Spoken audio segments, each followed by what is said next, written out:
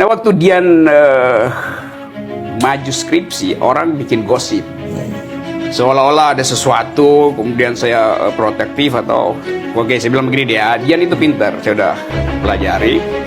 Jadi supaya nggak ada gosip, ujian Dian itu dibuka untuk semua mahasiswa dan dosen. Itu pertama kali saya minta ujian dibuka, siapapun boleh datang, saksikan sendiri. Kalau dia nggak bisa jawab, ya dia bodoh. Kalau dia bisa jawab, dia pintar, kan gampang.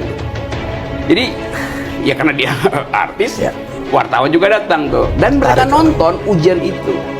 Nah, ada tradisi pembimbing itu mesti kasih nilai kan. Nah, biasanya kalau pembimbing subjektif dia kasih nilai tinggi kan, anak bimbingnya. Saya bilang, saya netral, saya nggak akan kasih nilai.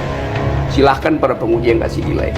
Jadi saya buktikan bahwa nggak ada urusan apa-apa selain urusan pikirnya. Udah anaknya pinter, dia nulis fashion and philosophy itu berat. Ya sama Rocky Gerung, Wak.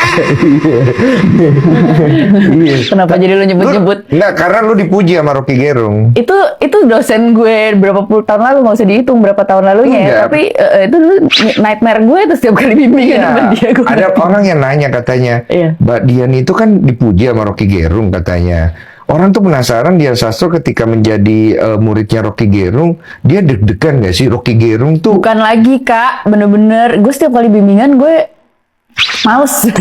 Jadi, aduh galak banget bro, galak parah. Ya lo kan suka lihat dia lagi ngerosting siapa gitu, ya itu kebayang nggak kita jadi mahasiswanya kalau nggak di roasting tiap hari sama dia. Cuma memang itu cara dia ngajar kali ya, jadi dia pengen kita tuh bagus tapi tough love banget gitu loh. Mentalitinya juga dapat. Mentalitinya abis. Pokoknya kalau misalnya lo ketahuan ngarang bebas dan lo disuruh baca nih, lo disuruh baca buku yang jadi PR lo, terus lo nggak beneran baca, Wak, terus lo sok ngarang-ngarang belaga ngerti, abis.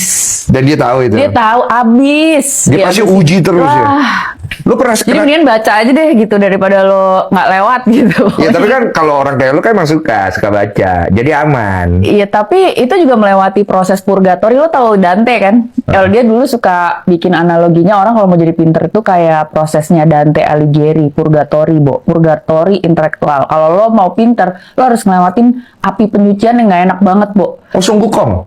Iya, jadi bener-bener lu baca sampai Gimana nih? Lu ketinggian ilmu lu. Tunggu. Api penyucian suku kok gua. Iya. Api penyucian juga ada di Dante Alighieri. Dia kan bikin buku tentang perumpamaan lo kalau mau masuk surga tuh lewat api penyucian dulu. Gitu. Kayak masuk neraka dulu lah, gue gak ngerti lagi. Nah, jadi lo katanya kalau mau pinter juga lo harus ngelewatin neraka yang gak enak banget, yaitu begadang-begadang baca buku dan segala macam itu, dan itu gak enak banget gitu. Oke, gue ngadepin Rocky Gerung gak enak banget. Oke, jadi maaf ya, Pak. Jadi fasenya kayak gitu. Lu pernah kena marah nggak sama Rocky Gerung? Kena goreng sama Rocky Gerung. Aduh, sering banget ya Allah. Gimana, Wak? Ya gitu dah.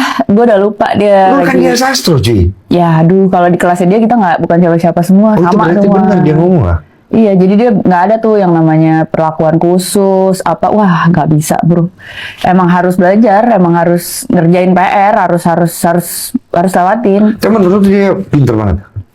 Pinter banget, jadi lo untuk bisa lulus kelasnya dia, lo dapat nilai dia juga lo harus usaha ekstra banget, harus belajar banget. Soalnya susah. Nightmare dong. Nggak gini loh. Kalau di filsafat itu kan lo suruh bikin paper. Bikin paper tuh habis itu lo harus cerita dan argumentasi di depan teman-teman lo kan. Iya. Nah kalau lo nggak bener-bener menguasai paper lo dan lo nggak punya kesimpulan yang out of the box atau yang original gitu, orisinil banget pokoknya.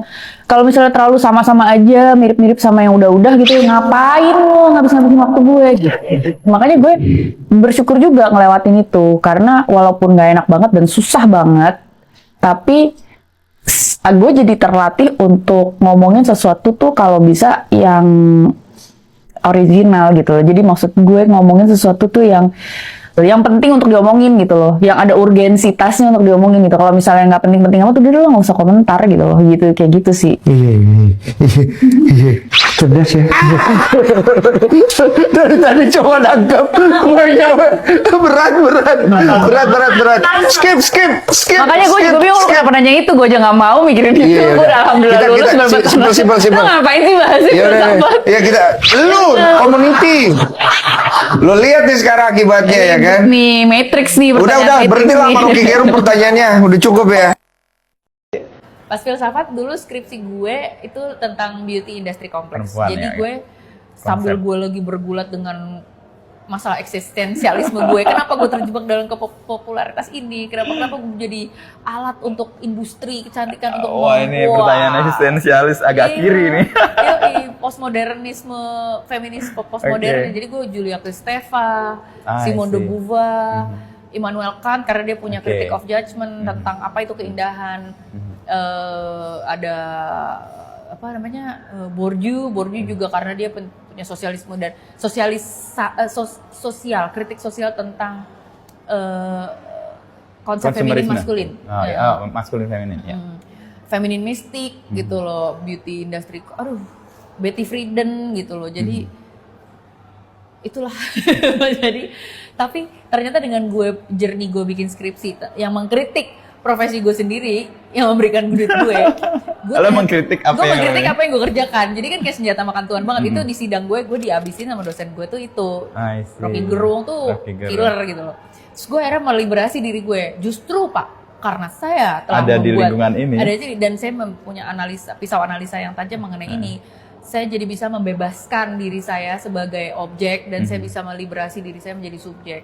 Saya ambil analogi Madonna. I see. Saat Madonna berpose seksi dengan BH berkerucut dan poster tersebut tergantung di kamar-kamar anak-anak remaja yang mungkin ingin memuaskan hasratnya gitu dengan melihat poster itu.